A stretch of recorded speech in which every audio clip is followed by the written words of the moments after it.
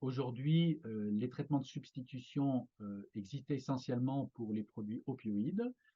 C'est la buprenorphine et la méthadone qui permettent aux patients de ne pas consommer des opiacés illicites, notamment l'héroïne. À la suite d'une hospitalisation, on va réintroduire les produits de substitution au moment du réveil du patient afin de lui permettre de rester au moment de son départ abstinent. Malgré tout, chez les patients intubés de façon prolongée, on peut tout à fait réintroduire ces traitements alors même qu'il est intubé ventilé en réanimation. Les doses, généralement, sont connues de l'entourage ou du patient lui-même. Dans les cas inverses, on va utiliser une dose standard que l'on adaptera au diagnostic éventuel d'un syndrome de manque persistant ou à l'inverse de signes de surdosage. Alors, évidemment, les produits toxiques ont des effets pharmacologiques importants.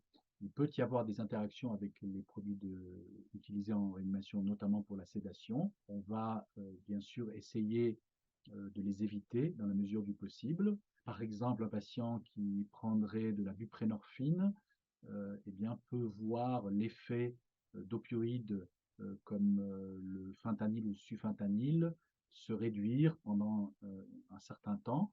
Il en sera de même au moment du relais. L'administration de buprenorphine à un patient qui est sous fentanyl pourrait réduire transitoirement l'effet analgésique du fentanyl.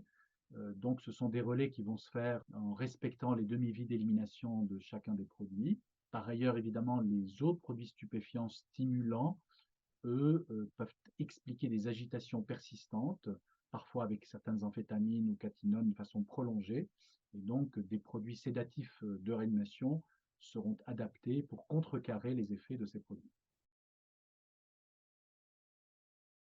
Alors, aujourd'hui, l'utilisation des drogues stupéfiantes se fait plutôt dans le cadre de polyconsommation, avec donc des polydépendances, des interactions entre les substances. Il convient évidemment de prendre un certain nombre de précautions après une hospitalisation en raison, au moment de la levée de la sédation de l'anesthésiste en patient intubé ventilé, en raison de l'apparition d'un risque de sevrage. À l'issue de l'extubation, lorsque le patient est capable de discuter avec un médecin, nous assurons une consultation avec un addictologue pour obtenir un certain nombre de conseils quant à la substitution si besoin ou au suivi ultérieur.